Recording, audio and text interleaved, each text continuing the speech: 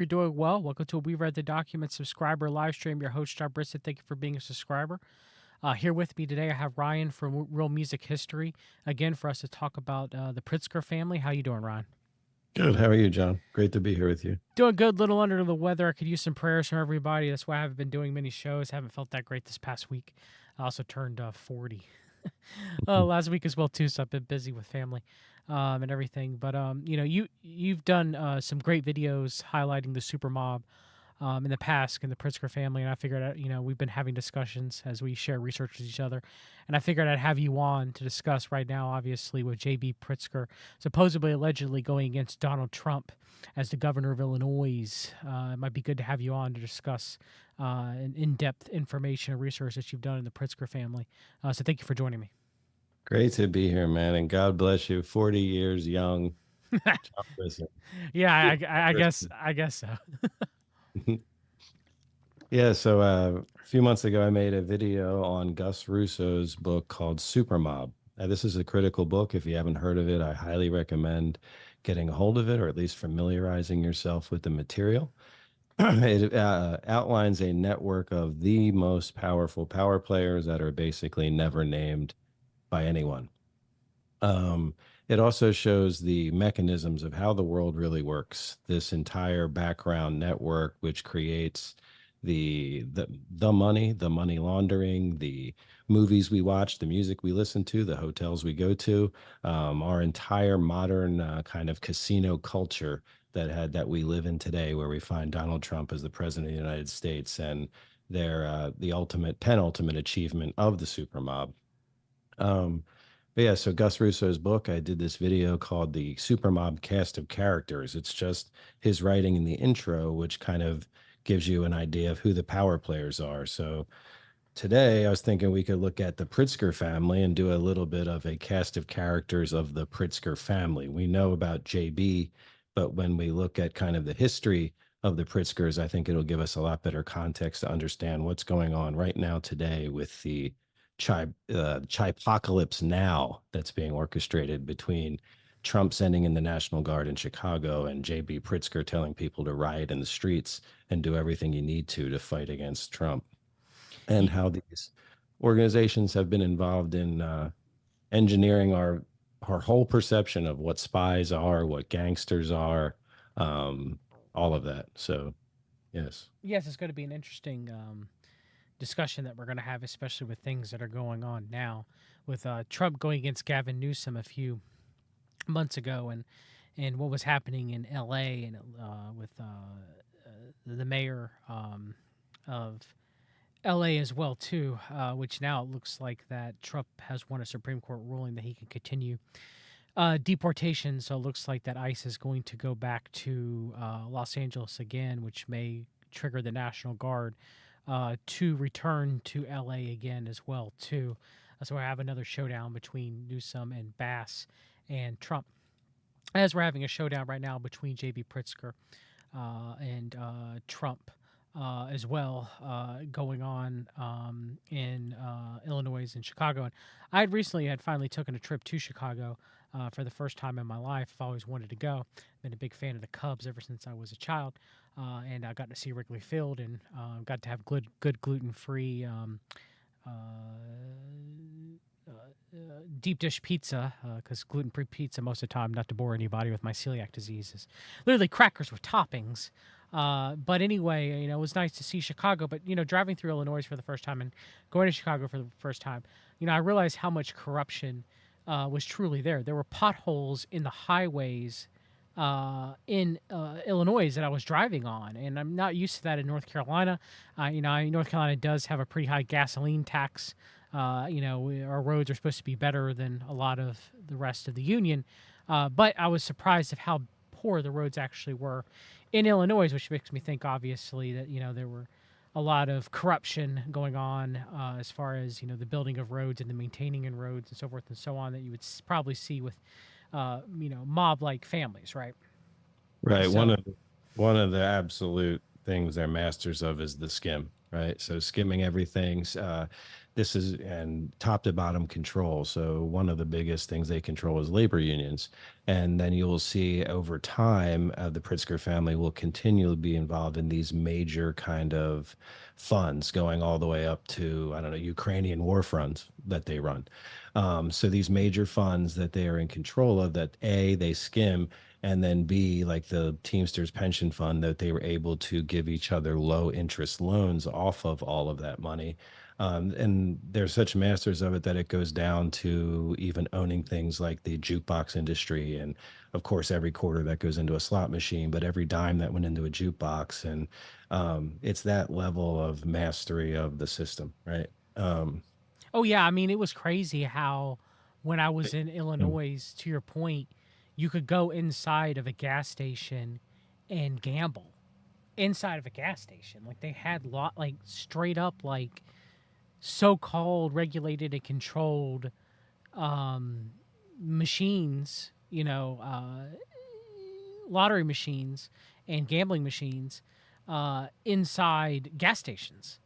And, it might be different parts of the union, but I've traveled to many states throughout at least the east coast of the United States of America and some within the Midwest. And I've never, obviously in the South you wouldn't have something like that, but it was just crazy to me. So there has to be a lot of corruption going on. The legalization of marijuana, also in Illinois too. There's a lot of money and a lot of corruption in the state of Illinois, and I think you would agree with me, Ryan, on that. Yeah, I think like I said, when you really look at it, a lot we're made to think New York as central mob hub of everything. This is again part of the misdirection. Not, of course, it is there, but the real central hub seems to, when you follow all the money, is really Chicago. Hmm. And the migration from Chicago to Las Vegas to Beverly Hills, and then all of those connected. And you can see the political kingmakers are really where the key establishment of getting presidents made is Chicago and Illinois and California. And those two states are always run by super mob voting district leaders. And so you have Jack Harvey in Chicago. This is going back to getting Kennedy made when he steals the election there. And also, they install the governors of both Illinois and California on both sides of the political spectrum. Um, Going back to Edmund Brown, Pat Brown, of course, Ronald Reagan through MCA and the Screen Actors Guild in California. Um, and then Obama from Chicago as well, right? So these are their key areas, and then they also dominate control of Nevada, Las Vegas, and the governorships of those states, right? So it's their people, and it's what Gus Russo calls it super mob. It's almost like ultra mob, but it's really this nexus of the highest levels of legitimate government, military intelligence, so-called uh, illegitimate crime. But it's really all one thing. It's one power network that is together. And you also are going to see that a lot of these so-called mobsters are actually military officers. Most of the Pritzkers are either Navy or career 27-year Army lieutenant colonels. That doesn't surprise me at all. And And this also, lines like the back. godfather of Las Vegas, Mo Dalitz, is also military, right? So they make you think that these guys are mobster. And also Lucky Luciano in Project Underworld. This is the complete overt partnership of the full-on Sicilian mafia with naval intelligence to invade Sicily, not just take out Mussolini, but also reinstall the heroin processing plants to get recontrol of those. So I said this whole nexus of not just CIA, but naval intelligence with so-called organized criminals who are also Navy officers. Yeah, it's all one thing, right? And it's ultimately manifested in the presidency of Donald Trump, where it's really not hidden anymore. You have the hotel, casino, super mobster, and it's just like the black pope becoming the pope, right? It's just like the secret Jesuit pope becomes the outright pope, and here you have the super mobster just becomes outright president. It's all the same thing, all in the open now. Yes, agreed. And you have kind of like, well, I guess we'll talk about more about that later. Do you want to start, from your excellent kind of synopsis, brief synopsis that you did covering the Supermob book? Do you want to start? Sure. Here's just a little clip from the intro Super Mob. And again, this is the writing of Gus Russo. I just kind of put the music and narrated it and put the images to it.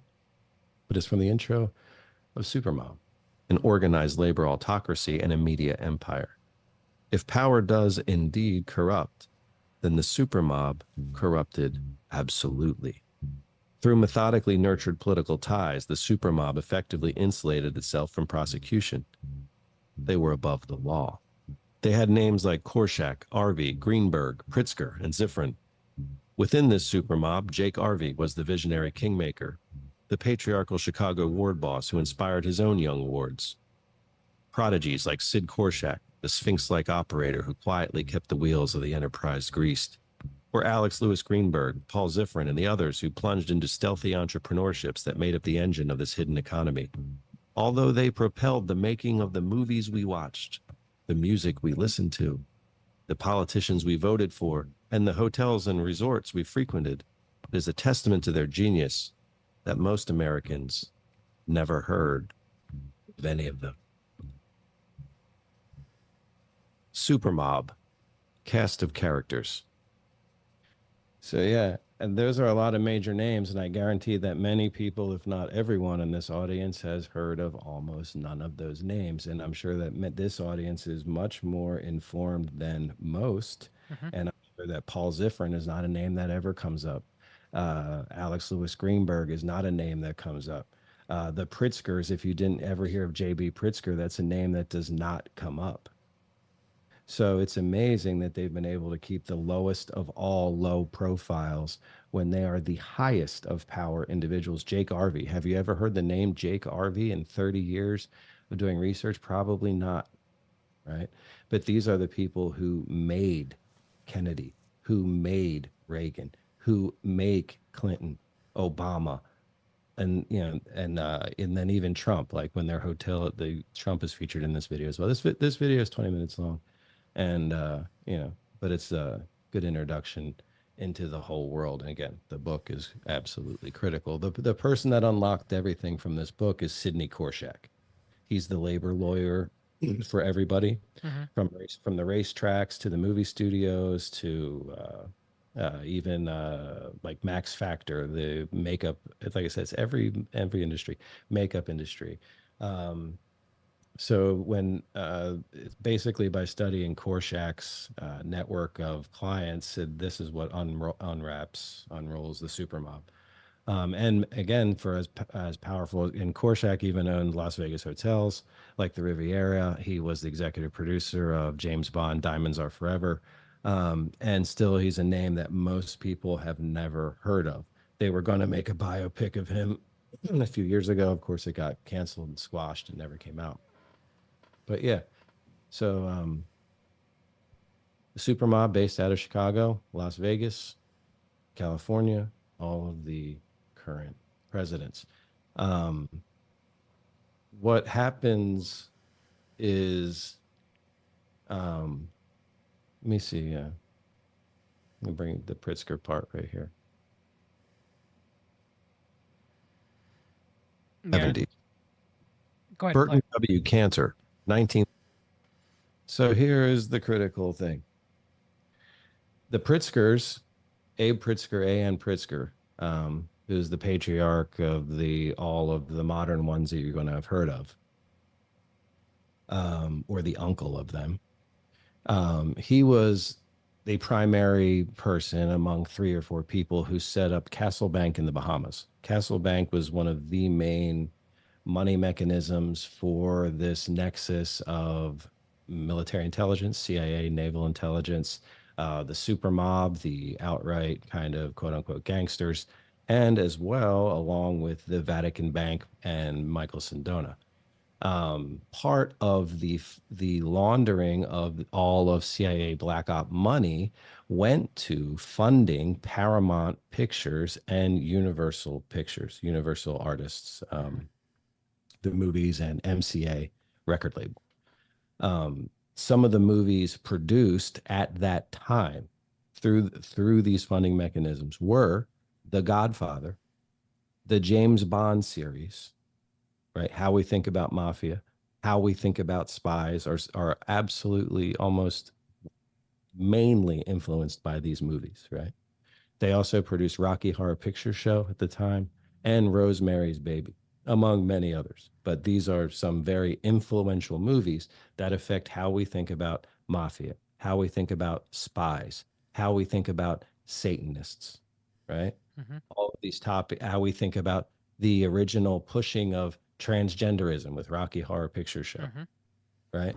Now, these themes are what we are going to see played out through the Pritzker family through the next, you know, 40, 50 years to today, where we have Jennifer, formerly,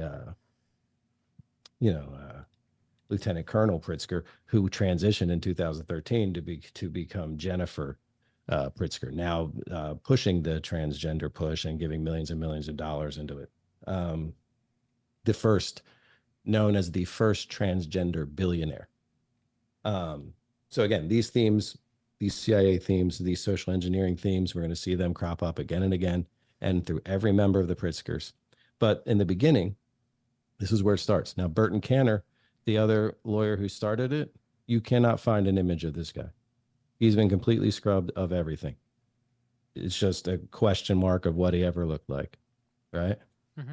Mm-hmm. Um, Now they can't hide that Castle Bank was the CIA, black bank. They can't hide that.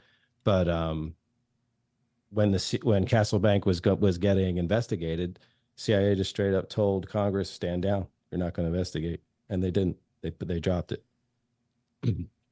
But it was through this where they created all the mechanisms for tax evasion, for inheritance tax evasion, everything, corporate tax evasion. Many major stars started banking with them.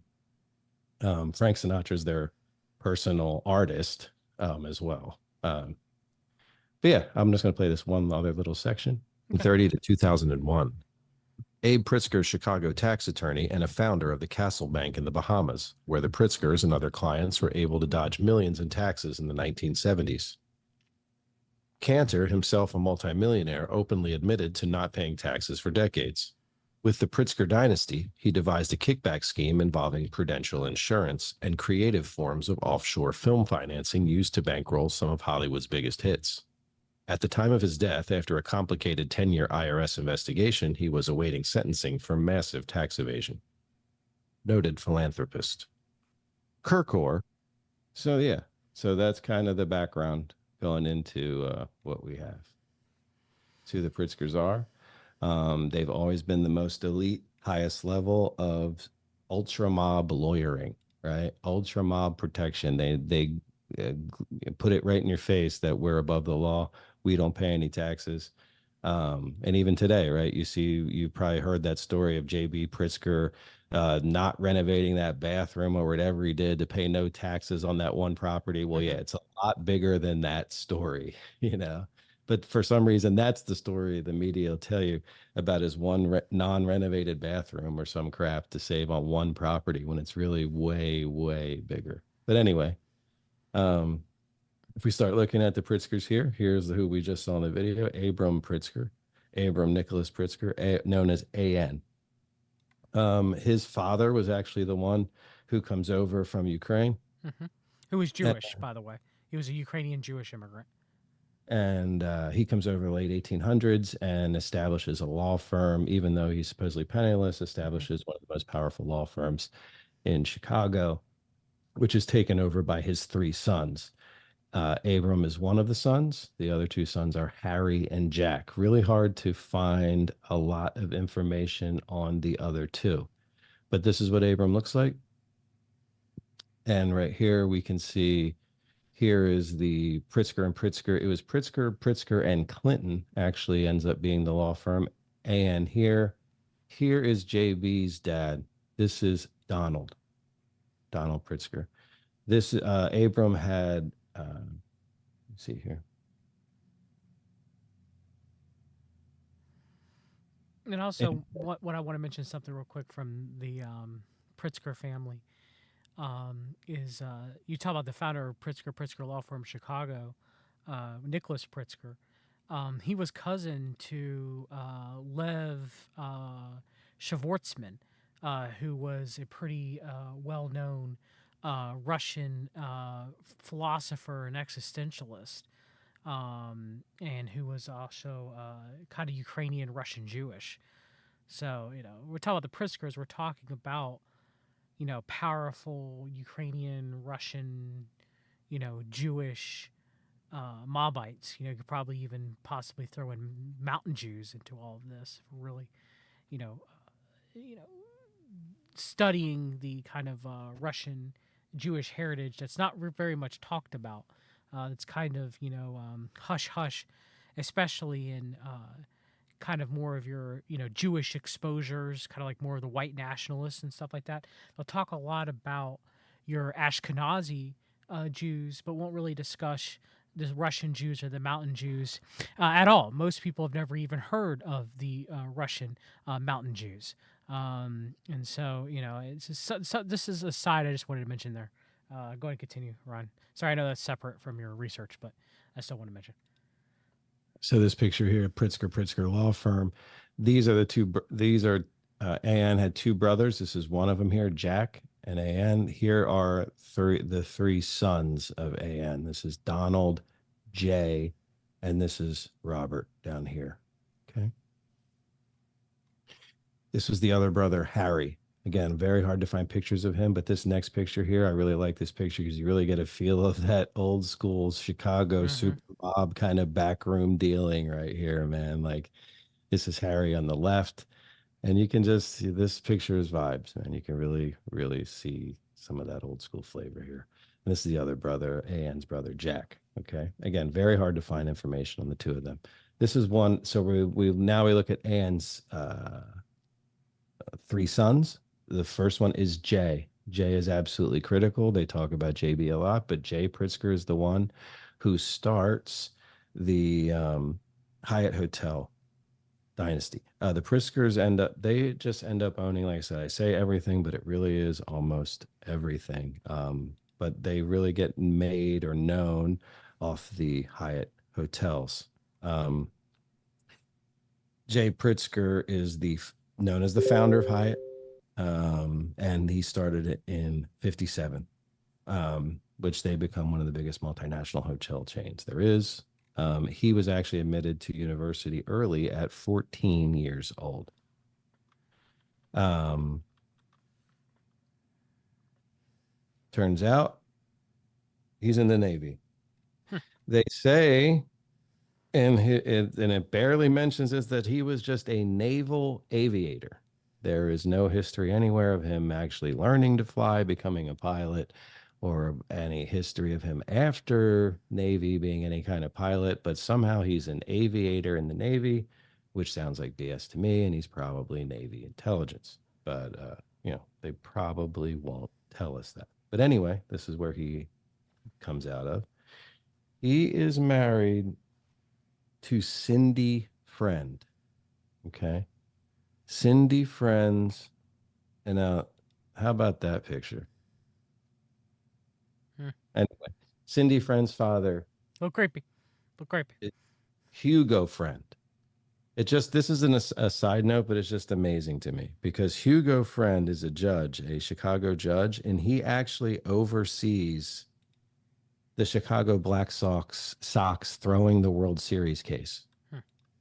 I have a sister channel called Real Sports History where I look at the hidden hand manipulation of sports and sports market. And for this one family to also turn up in the biggest rigged baseball case, and he's actually the judge that lets everybody off, right? Lets everybody off. This is the day that they all get off. Shoeless Joe Jackson here, and everyone gets off, right? They end up getting banned from baseball from life, but as far as the case goes, they all get off. And when it happens, uh, Friend laughs as it happens in the courtroom. Here's Jay Pritzker, Cindy with the Clintons. Hmm. Well, here's the brother Robert and Jay, right? Um, Robert, hey, got that cross-eyed look, looking a little inbredish. This is Robert is actually the father of James Nicholas, aka Jennifer Natalia Pritzker. This is the first transgender billionaire's dad right here. Interesting. Okay. Now here's JB's dad. Most writing does not mention he was also Navy. There is this one Twitter post that JB makes where he says, "I'm so proud of my dad being Navy, blah, blah, blah." And good luck finding what he actually did while he was there. But here we go. Two of the brothers, probably Navy intelligence, right? We know that they're not regular privates mucking out latrines on the front lines, right? But here you go. Two Navy guys right from the door.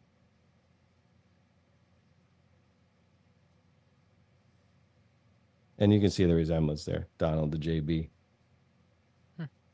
Hmm. Donald has three kids. Besides JB, the most famous one is Penny Pritzker. This is also the father of Penny Pritzker. And then there's Tony Anthony Pritzker. This is Thomas Pritzker. He is one of the sons of Jay, the Hyatt founder, right? He served as chairman of Hyatt, and then Hyatt, they eventually formed Marmon Holdings. Marmon Holdings owns almost every industrial type of company you can imagine. The list is way too long to even go into, but everything that anyone to deal with manufacturing metal, anyone to deal with, like I said, the nuts and bolts, literally nuts and bolts of everything. But he was the head of that, head of Hyatt, director of Royal Caribbean Cruises and the Pritzker Foundation, eventually president of Hyatt. Um, he also was the director of Royal Caribbean and then the director of TransUnion Credit Reporting. Also, the founder and chairman of North American Western Asia Holdings, known as NAWA, an investment and advisory firm seeking to invest in Iraqi companies while advising clients looking to do business in Iraq. And then here we see more of the parade of social engineering, military intelligence, red flags, right? He is the Mm-hmm. past chair of the Art Institute of Chicago. We know for a fact that the Cultural Cold War and the CIA directing modern art and all the modern art museums and the Center for Strategic International Studies. He organized the Pritzker Neuropsychiatric Disorders Research Consortium. Along with his wife, Tom supports RARE, an international conservation organization. Thomas was named in a deposition filed under oath by Virginia Giuffre related to her being sexually trafficked through Jeffrey Epstein. She testified in the deposition that she once was sexually abused by Pritzker and ordered to give him an erotic massage. She said it was one time. Either way. What is interesting, though, in that same deposition included a bunch of high-profile art collectors and museum directors, Mm-hmm. right? Including Glenn Durbin, who was the trustee of the MoMA, the Museum of Modern Art in New York City. Thomas Pritzker, son of Jay, buddy of Epstein. This is John Pritzker, runs a major private equity firm called Giolo Capital, which focuses on investments in hospitality, entertainment, and health and wellness. In 2010, he purchased a majority interest in the Joie de Vivre hotel chain and later merged it with the Thompson Hotel Group. Daniel, these are all the sons of Jay here. Daniel Pritzker, ranked 353 on the 2020 list of 400 richest Americans by Forbes. He's a musician and filmmaker who served as the trustee of the J. Pritzker Foundation along with his wife. He also founded the J. Pritzker Academy in Cambodia and is a prominent supporter of Providence St. Mel School in Chicago and Tufts University. He is also the owner of Jerry Garcia's Wolf guitar, which he paid $750,000 for, and then put it up in a charity auction and sold it for 1.6 million. Typical Pritzker move. But again, one of the biggest CIA bands of all time, right? And it's like everything they are involved with, everything around them is a military intelligence like tribute or operation or something. This is Gigi Pritzker, filmmaker and CEO of Odd Lot Entertainment. I was not able to look at anything Odd Lot did yet, but those are the kids of Jay.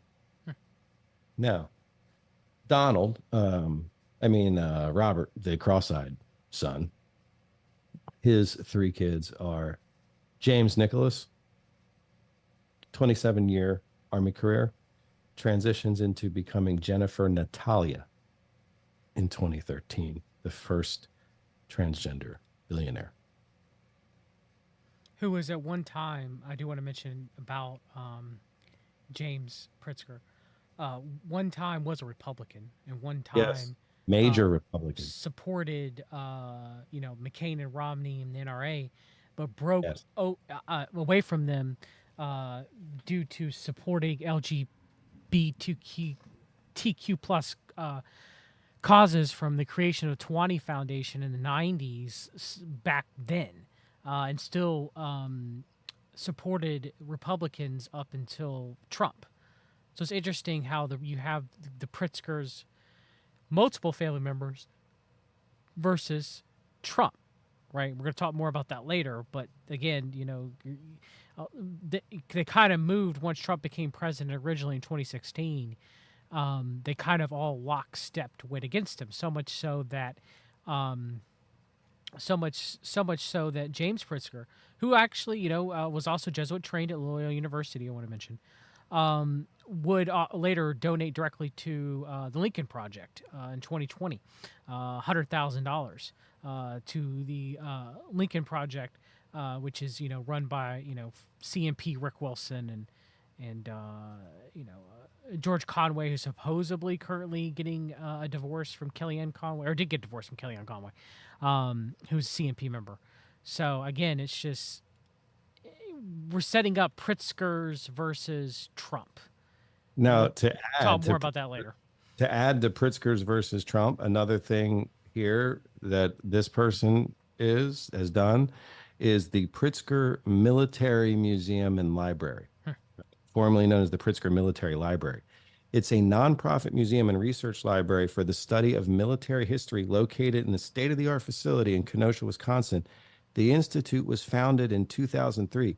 It has a specialist collection including material. It has a ton of stuff for some reason on Winston Churchill and war-related sheet music. However, right, these the main gist of it is it was founded in 2003 as the Pritzker Military Library to be a nonpartisan institution for the study of the citizen soldier as an essential element for the preservation of democracy. Now, further than that, how does he end his military career? It's by running the National Guard in Illinois. And what do we have set up? National Guard. Trump sending in National Guard versus Pritzkers. Yeah, that's pretty crazy.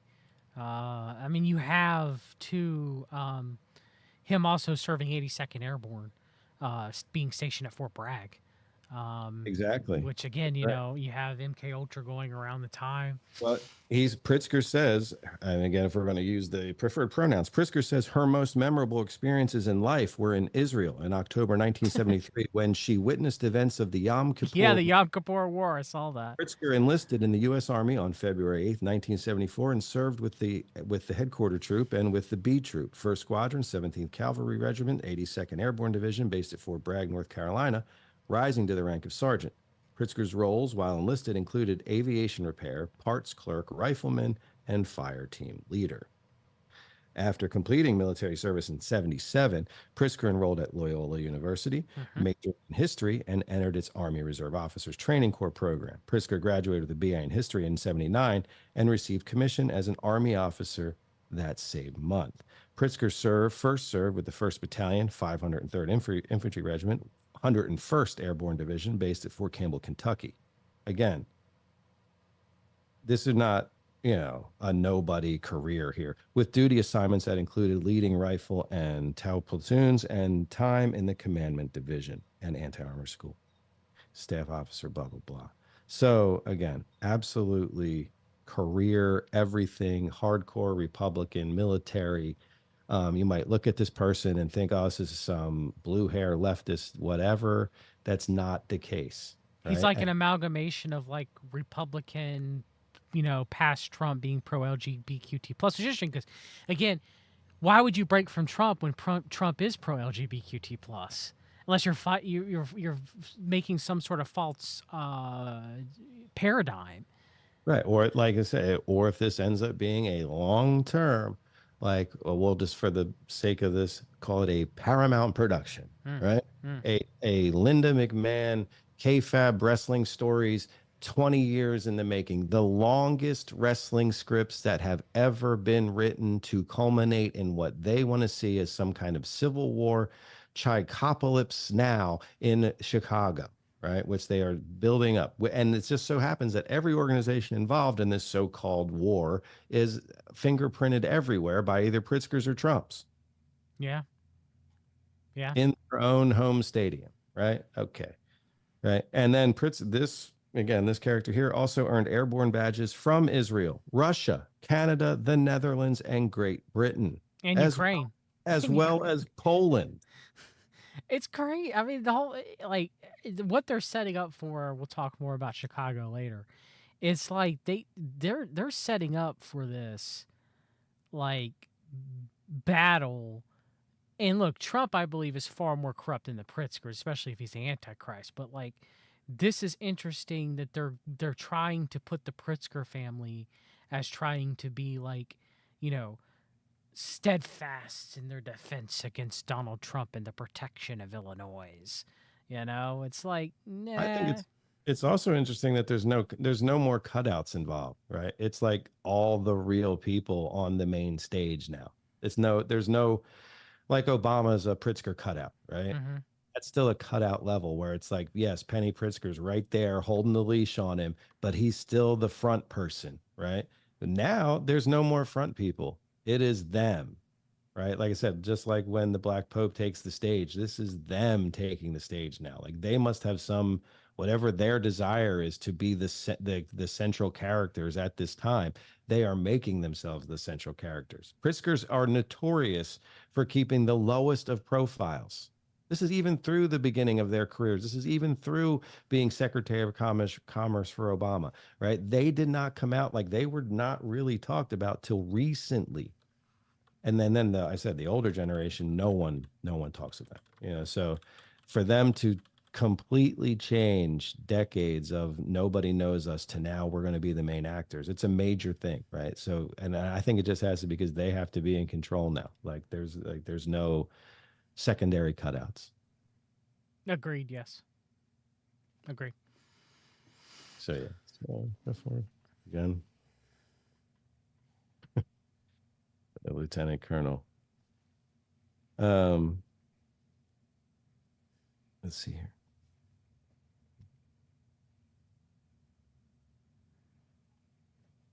Here the sister, right? I don't know if you know this person, Yeah, John, but It's Linda Pritzker. I know of her because of she the Namcheck. yes, Yeah, I know her from kind of that whole Barbara Marx Hubbard group, Namcheck Foundation. Wow, okay. I didn't put exactly two right. and two together So until now. uh, Linda Pritzker, psychotherapist and ordained Tibetan Buddhist Lama, well, okay, well, yeah. also known as Lama Somo, is an American Lama in the Tibetan Buddhist tradition. She is a spiritual teacher, blah, blah, blah, and co-founder of the Namchak Foundation and Namchak Retreat Ranch in Missoula, Montana, where she currently resides. She is a member of the Pritzker family, known for the Hyatt Hotel fortune, blah, blah, blah. Her net worth is estimated, this is in 2018, at 1.77 billion. Hmm. She was ordained a Lama in February 2005. And ABC News' Dan Harris documented Lama Somo's journey to Buddhist practices in his podcast, 10% happier. Pushing the Yeah. Dalai Lama, yeah. And remember when I said we're going to see endless amounts of central intelligence, red flag, social engineering events along the way? Here we go. So this is again the sister of Jennifer Natalia, aka James Nicholas. Hmm. The third child of Robert, cross-eyed Robert, is Karen Pritzker. She married a major investor named Michael Vlock. Not a lot on her other than her basic philanthropy stuff, but again, just endless, all the money, you know. Penny Pritzker. Again, these are back to the children of Donald. This is the sister of JB. She is absolutely major as major gets, and she is one of the members of the current feud with Trump. The front story of the recent Harvard feud with Trump was about Trump saying he's going after Harvard for anti Semitism. What seemed to be the real story was, or like the kind of insider story for people, was that it was Trump's continued revenge on the Pritzkers That's for crazy. real Yeah. estate deal because she's on the chairman of the board of That's Harvard, crazy. and that this was his long-term revenge plan to get the Pritzkers at all costs. Anyway, but this is Penny Pritzker. She was the Secretary of Commerce under Obama. Um, she is, as I said, all the lists of most powerful 100 Chicago and most powerful women and all of those things. She's a, let me see here. Let me go to the next picture of her. Um, the amount of businesses she's involved in is really super long. PSP Partners, PSP Capital Partners, Pritzker Realty Group, Artemis Real Estate Partners, Inspired Capital. She's on the board of Microsoft, the chair of Carnegie Endowment for International Peace. As of 2025, her estimated net worth 3.9 billion. In 2009, Forbes named Pritzker one of the 100 most powerful women in the world.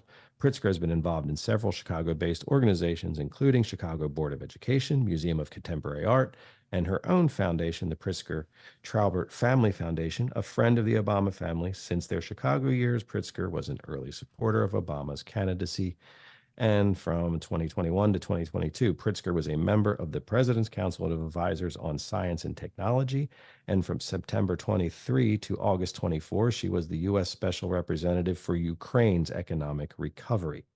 She has been a fellow of the Harvard Corporation since 2018 and was elected senior fellow in 2022, the first woman to serve in this capacity.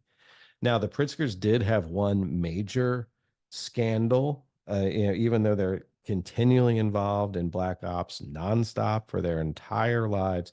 The one big scandal they had was Superior Bank. This was a major bank failure based on subprime mortgage loans, and it was in the early 90s. I believe it was the highest penalty paid at the time is almost $500 million, 460 some million. And she kind of got caught with the bag there, but it's generally agreed it really was Jay, the Hyatt founder, who kind of was the real, if you want to trace it all back to where it started. But she was involved in that bank failure, and she was actually in charge of Pritzker Family Finances when that happened. But again, instantly scot-free for her, no hindrance on her career or anything like that. But it was the biggest bank failure and payout at the time. It could still be, I'm not sure, but 1993 that was. Um, and that's also in the early 90s when she became friends with Obama. Um, this is when he was at the University of Chicago, and she supposedly met him at a Chicago YMCA where her son participated in a basketball program coached by Obama's brother-in-law, Craig Robertson. Okay, probably not true, but whatever. Obama and his family were frequent guests at Pritzker's Lake Michigan vacation home. And then when she has to when she gets nominated by Obama, she turns it down at first, but then she eventually takes it.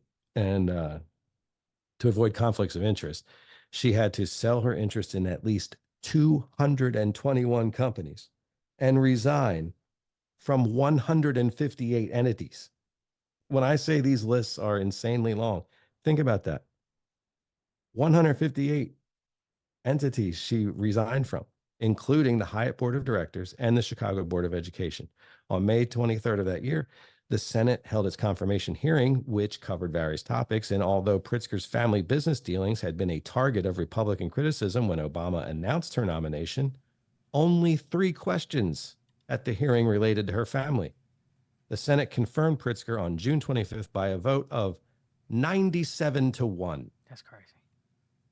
97-1 sworn in that day. So, what do you give up all those businesses in your hands-on involvement for? So when she's in there, her tenure, Secretary Pritzker addresses international media on Tokyo and in Tokyo on October 21st, 2014. Among her priorities was Trans-Pacific Partnership, TPP, a proposed trade agreement that would have been the largest regional trade agreement in history. Pritzker supported the TPP as a way to provide market access to U.S. businesses and for the U.S. to set the standards for trade. Now, this is the type of stuff you leave for, right? To actually then be the hand that controls all trade. Leading up to the 2016 presidential election, in which both major party candidates opposed the TPP, Pritzker and you probably remember how hard they were pushing that. Pritzker and other Obama officials continued to push for its passage. Congress did not pass it. Pritzker named a digital economy board of advisors, which included tech industry CEOs and academics to advise on policy. She expanded the IP attaché program, which helps the tech industry protect their intellectual property abroad. Again, these are the type of things that you leave those businesses for temporarily to fix, right? To ensure it goes the way you want it to go. Pritzker also created the Commerce Data Advisory Council to identify priorities for the Department of Commerce, a prolific publisher of data intended to allow businesses to plan and innovate. She served as the lead negotiator for the United States and the EU, the U.S. Privacy Shield, an agreement governing how companies transfer digital data from Europe to the U.S. After Obama's announcement that the U.S. would move toward normalizing relations with Cuba, again, recall, one of the biggest super mob capitals is Cuba. Pritzker traveled to Cuba, although Obama's change in policy did not end the U.S. trade embargo, since ending the embargo required an act of Congress. Pritzker met with Cuban trade ministers and other officials to discuss the two countries' changing relationship and lay the groundwork for more economic involvement. This is the same thing they had Frank Sinatra doing and Lucky Luciano back in the day. It never changed, right? This is still super mob Chicago business. After her tenure as secretary, Pritzker returned to PSP and the private sector, right? And then she's right back. September 2023, President Biden appoints Penny Pritzker as the U.S. Special Rep for Ukraine's economic recovery. Let's talk about skimming some funds. In this role, she worked with the Ukrainian government, the G7, the EU, international financial institutions, international partners, and the U.S. private sector. So, pretty major, right? Pretty major. Yeah. Let's see here.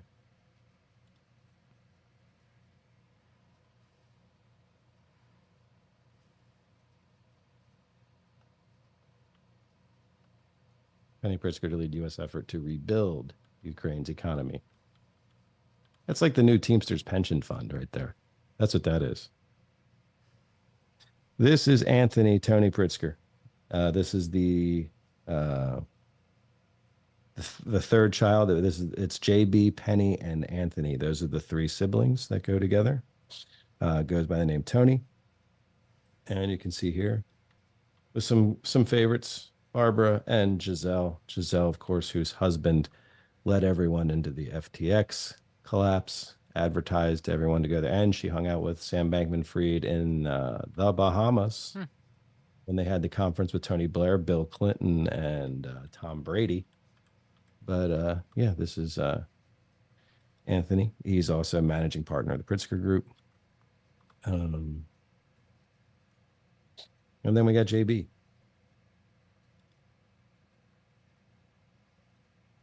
Um, JB, before becoming governor, worked for Marmon Group, as they all did. Um, Also was a manager of high hotels. Let's see here.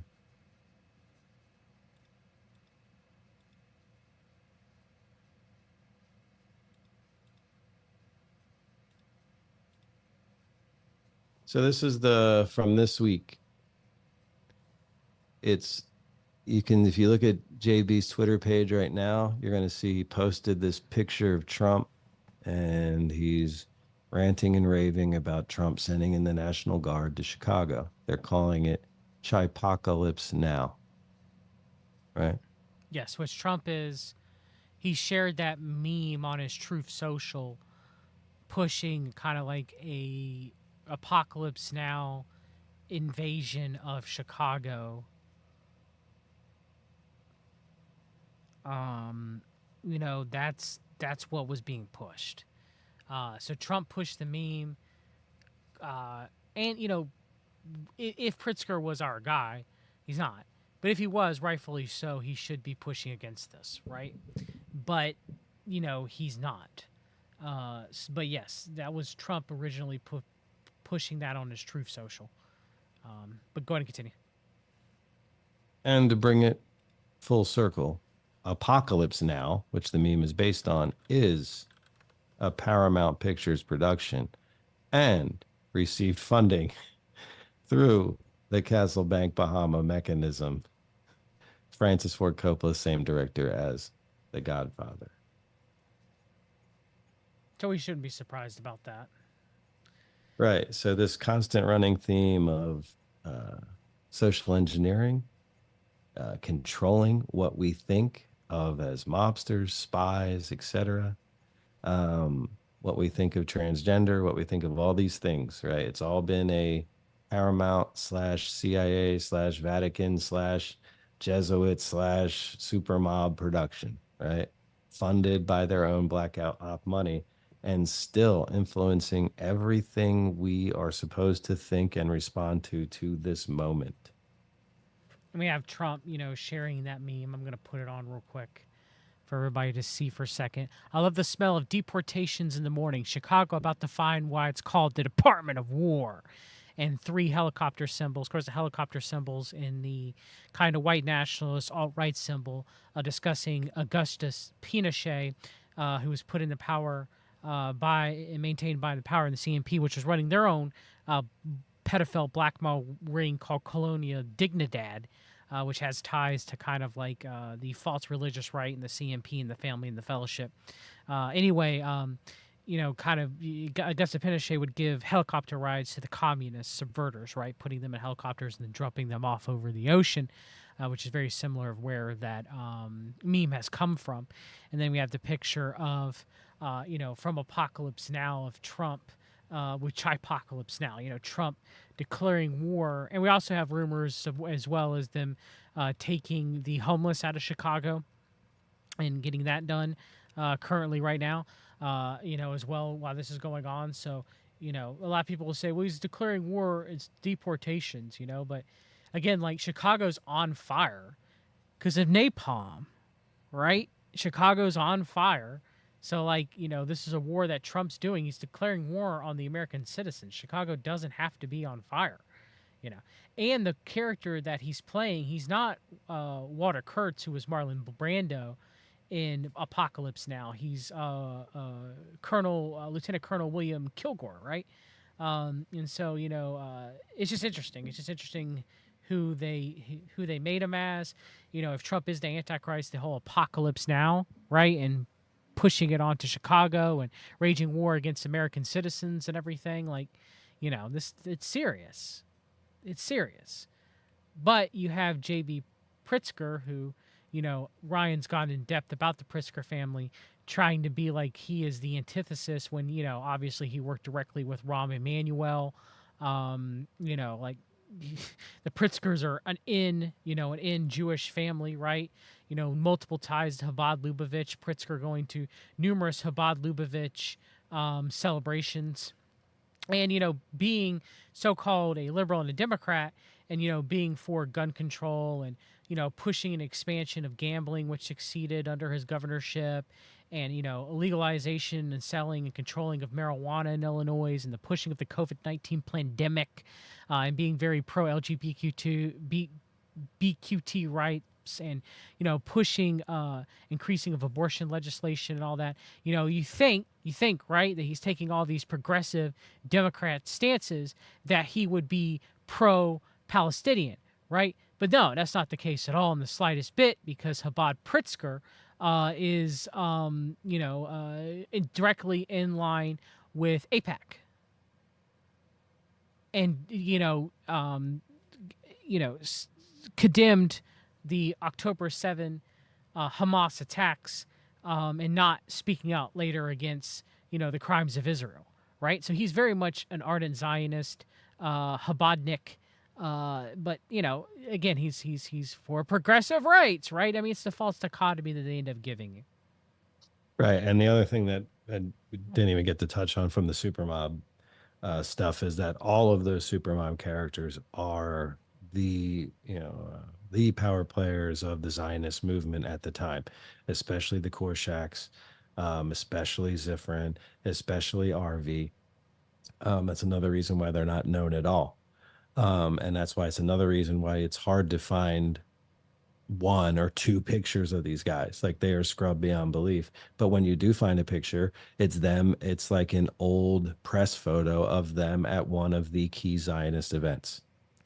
Yeah, Right. It's them giving an award to one of the top Mossad intelligence agencies in Chicago. It's things like that. Like, that's what the only pictures you can find of. And that's just because they're still in some newspaper archive somewhere. You cannot find general pictures of these guys. But yes, they are all the critical Zionist power players. yeah, and J.B. Pritzker was on the national board of APAC, and like I said, he condemned Hamas's October 7 attacks on Israel. Whether it's a false flag or not, it's a whole other discussion. And obviously, I'm no fans of Hamas, but I'm no fan of the Israeli government either. And then you have, the current mayor of Chicago, Brandon Johnson, uh, you know, passing this Gaza ceasefire resolution, and Pritzker criticizing Chicago Mayor Brandon Johnson, even though he's standing arms in arms with him on Trump, right? Now, saying, I mean, it's all just, it's all so tiresome, the false dichotomies that they set up. And, Pritzker's family and him himself, he's a criminal. And I'm not saying that Trump is not a criminal either. And I'm not saying that it's not necessarily a bad thing that there is friction. However, the friction is likely controlled based off of everything that we've discussed here today. The friction is false. It's all controlled. And that's why he's calling for people to stand up against Trump in mobs against the National Guard, right? Which would only, if there's violent, altercations, would only further give Trump more carte blanche to do what he pleases, right? And one thing I want to discuss with you, Ryan, I don't know if you did any research on it or not, but who's in a war with Pritzker, who has been for a while, and who might blow the whistle on the Pritzker family, or who might be used for that, is the former governor of Illinois, Rod Blagojevich, because Trump pardoned him. And if you go to his X account, he just rants and rants. I mean, he's MAGA to the hilt. They bought him off. So he's just ranting about Pritzker, talking about he's going to take him down and calling him out and everything like that. So what do you think about that? I didn't know that, but that's definitely very interesting. My concluding thought is about the collapse of the current system, right? The planned collapse of the current system, the planned Black Swan events, and the institution of the beast system. Now, before we get there, I just want to mention, we're going to find this very interesting. Blagojevich was a contestant on The Celebrity Apprentice. Of course, right? Just saying, but continue. Go ahead. Just want to make, even though he's a Democrat, he's a Trump-a-cat. He's MAGA. Go ahead. Just want to So say when that. we look at signs of, is this, are these black swan events close, right? You can see major people getting out of positions, right? Warren Buffett getting into cash and all these people selling their stocks, right? Well, as far as the Pritzkers go, who, like I've said, own almost everything, they've been on like a intense divestment schedule since 2006, where they just started selling like everything. So they sold, and they started, and this is just so much money had. So they sold Conwood, a smokeless tobacco company, in 2006 for 3.5 billion to Reynolds Tobacco, right? Mm. 2007 they sold 60% stake of Marmon, which is absolutely enormous, to Berkshire Hathaway, Buffett, 4.5 billion. Sale that completed in 2013. In 2010, the family sold its majority stake in TransUnion. That's the credit reporting company, Chicago-based credit reporting company. They sold that to private equity firm Madison Dearborn Partners, and for an undisclosed amount. Yeah, I'm sure that is an insane amount on that one. And as a so them selling Marmon, them selling TransUnion, they had Ticketmaster. I forgot to bring that up as well. They own Ticketmaster, which they sold 80% of that as well. So to me, it's like added to the list of getting out at the top, you know? And these are big deals that, like I said, you can see some of these sales take 6 years to complete. That one to Berkshire Hathaway, Marmon Group, 6 year sale. Um, so they're getting out, right? Buffett getting out of his stocks, Pritzker's getting out of a lot of their holdings. You have this set up, the beast system ready to come in, and Pritzker's playing one of the main foil to Trump. Like there's really no one else. Like Obama's not really a foil to him. Clintons are no longer really the foil. It's like Pritzker taking that role. Um, Setting up this chipocalypse in one of the main financial districts of the United States. It doesn't look good to me overall, you know. All those things together Yeah. don't look good. Um, but yeah, so, and then I add the fact, right, like I said earlier, Linda McMahon and the McMahons and all of them involved in this KFAB script going on for Trump, from the fake assassination attempt and everything that's gone. Like the first term was bad enough. This one's over the top, and she's actually, on staff. So, yeah, it just seems like that to me. Like the last gasping moments of this long-term K-fabbing script of them, of Super Mob participants, right? The Super Mob Wrestling League. Yeah. So, do you think it is possible that the Pritzkers do have a feud with Trump? Kind of like a mafioso mob type feud, and they really don't like each other. It wouldn't really make much sense because Trump is pro-Israel and the Pritzkers are pro-Israel, and they're both working directly with Abad, right? Unless Trump is the Antichrist and he eventually turns from Israel, right? But it's like you said with the whole Harvard incident, and maybe it really being Trump striking against the Pritzkers, right? Is it a possibility that Trump has chips on his shoulder versus their family, right? And he really want, because I mean he could have, like, Chicago is a major city, don't get me wrong, but he could have gone into New York, which is more of a hub of the financial center, even though he claims that he's going to go into New York. But he went into Chicago first before New York. And I understand New York's a larger city logistically. Maybe that's why. But, it's interesting that he decided to go into Chicago, right? Thoughts about any of that? I mean, I will say, uh, everyone thinks Wall Street. This is very similar, right? People think about stocks. They think New York Wall Street, right? People think about mafia. They think the New York five families, right? Hmm. When you really look at stocks, well, guess what? It's not just the spot trading of shares on Wall Street. It's You know what's bigger? The derivatives market. You know what where the derivatives market is run? It's CME in Chicago. It's in Chicago. I was given a great metaphor on stocks in general. Like the metaphor was, if you think about stocks, every stock you can trade, every single share, everything that exists would be the same size as as your desktop, the size of your desk. The derivatives market, which is all the gambling products around stocks, are as big as your house, right? Hmm. So Wall Street, everyone thinks so. New York, CME, derivatives future market, Chicago, right?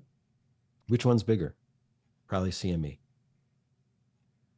right? It's the house, whereas Wall Street is the desk, right? So CME is in Chicago. That is a major financial center. And if you're going to be max leveraging everything in this roller coaster ride of hell to the end of the current financial system, well, then CME is absolutely critical. So, yeah, I think Chicago is like I said, a critical financial hub. You think New York, but Chicago. Yeah. Yeah. Yeah. So, in conclusion, what do you think's going to end up happening? I know I'm asking you a question that's almost impossible to answer, but do you think that we're going to get a direct showdown? Like, do you think a direct showdown could happen on the streets of Chicago? Do you think that could cause a further escalation? Do you think it's possible that Pritzker, you know, or, is it possible that he could be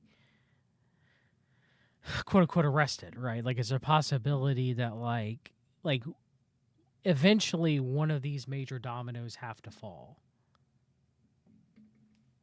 Is it going to be him? Is it going to be Chicago? Chicago, where the first shots are fired in the possible upcoming American Civil War, or the coming possible formation and reactivation of Rex 2025? Is there a possibility that it happens in Chicago? God forbid, these next few weeks. Yeah, I'm so hesitant to commit to any of that because I just feel like they just keep manipulating everything to the most extreme degrees. And when you add in prediction markets and betting on whether these things happen or not, it just makes it absolutely, crazy to try and figure out or stake a claim on. I would say like Trump's biggest domestic enemy seems to be this situation. They have a fake front story of this real estate revenge gone bad, which when you look at the details of this original feud that supposedly kickstarted Trump's insane revenge for them, don't really make that much sense. It's pretty minor. Yes, Trump could be so petty that this, what it was Trump was not able to get his first hotel in his own name, but his dad negotiated the deal and he got the backing of Hyatt to get his first hotel. He was partners with the Pritzkers on that hotel. And part of the deal was, I forget exactly what percentage of profits, but some percentage of profits were supposed to go to the city of New York. When they started reporting the profits, Trump and they were supposed to, one of the early payments was supposed to be something like $3 million to the city of New York. Trump didn't want to pay it. He had his accountant say, he said, come back, make it lower. They took it down to 1 point something million, which was already laughably low, and it was ridiculous. And he still said, no, you need to make it lower again. They lowered the potential bill to be $667,000. And that's what led to this dispute, this original so-called major dispute between Trump and the Pritzkers, this kind of bad reputation, or that they were calling, and the Pritzkers were saying that Trump was, cooking the books and didn't want to pay the money, and they were calling him out, and then he got all offended, and he was saying, no, no, no, this is a whole major conspiracy against me, and the Pritzkers are hiding. They're the real corrupt family, and they're hiding all this stuff, kind of like what's going on now. And But when you said, when you really look at it, this details and even the payment, even if it was 3 million or 1 million or something, it's really pretty minor for these billionaires, right? For this to be some major blood feud that Trump will never let go of, that he's still attacking Penny and JB Pritzker for, just seems really overblown to me. Like, yes, he might be that petty, but it really seems overblown that his feelings were so hurt back then and blah, blah, blah. Just doesn't, I know they're trying to make it into something, but it just doesn't seem enough to be for what's going on. Whereas what really seems to be like this whole major production, like I'm saying, a major movie production of these memes and the governor posting the memes and everyone's going back and forth, it seems like a bigger thing, So I think it's possible. I also, for as much as I think it's possible, I think nothing could happen, and they insider traded on Polymarket to nothing. You know what I mean? Like they make it seem like it's going to happen tomorrow, and then nothing happens at all. So, Did you John, see on Kalshi you can bet on tomorrow's weather, yeah, I Ryan? know that weather. Yes, and I think they have it within like 5-degree increments or something. It's insanity. It's like you can bet literally on anything. Like it's the ultimate like corruption. And we know that the Trumps have their vested staked interest in Polymarket and Kalshi. They Yes, both of them. uh, Don Jr. sits on the board of both. So it's just ridiculous. It's insanity. They're getting, bet on literally anything coming and going. Literally, you can bet on literally anything. Right. So as far as these casino super mobsters having full control of all type of financial markets, this is, so they're now beyond rigging the stock market. They're beyond rigging the futures market. They're beyond rigging the crypto market. They are beyond rigging the sports betting market. And now they have, if you are not familiar with this, listeners, what's called the prediction markets. These prediction markets are really, like John is saying, the ability to bet on anything. And it's really worse than betting on the weather, because you can bet on things like what a politician will wear, what a politician will say. Will JD Vance say the word couch? Will Zelensky wear a suit? And then when You can bet on wars. it's not just that, the the mechanism that is in place for deciding the truth of these outcomes is determinate upon a pool of voters who hold tokens or shares in the platform. The more shares or tokens you hold, the more voting power you have. So there was a recent outrage where Zelensky wore a suit. So the bet should have settled. And again, we're already 5 steps down the road of, forget you shouldn't be able to bet on these things. We're now to the governance level of deciding the outcomes of these things. But Zelensky wore a suit. The people who had more money on him not wearing a suit also controlled the voting pool. So they said, no, he didn't wear a suit. Everyone's like, use your own eyes. He wore the suit. People who wanted to win the money on yes.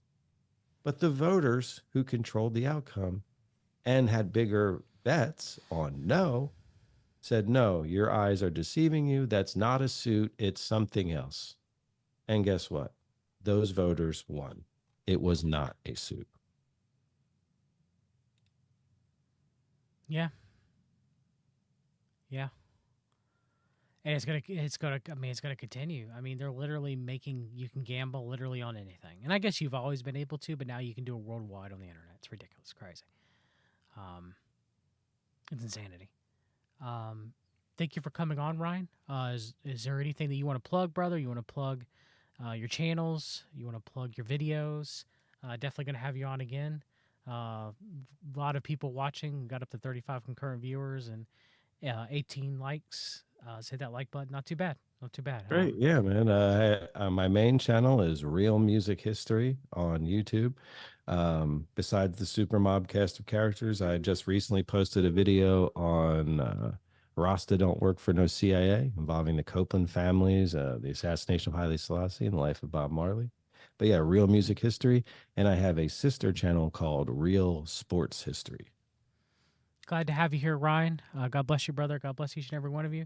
Hopefully, more shows this week. Depending on how I'm feeling, I'm going to go lay down. Pray for me and pray for Ryan. Pray for you guys. Love you guys. God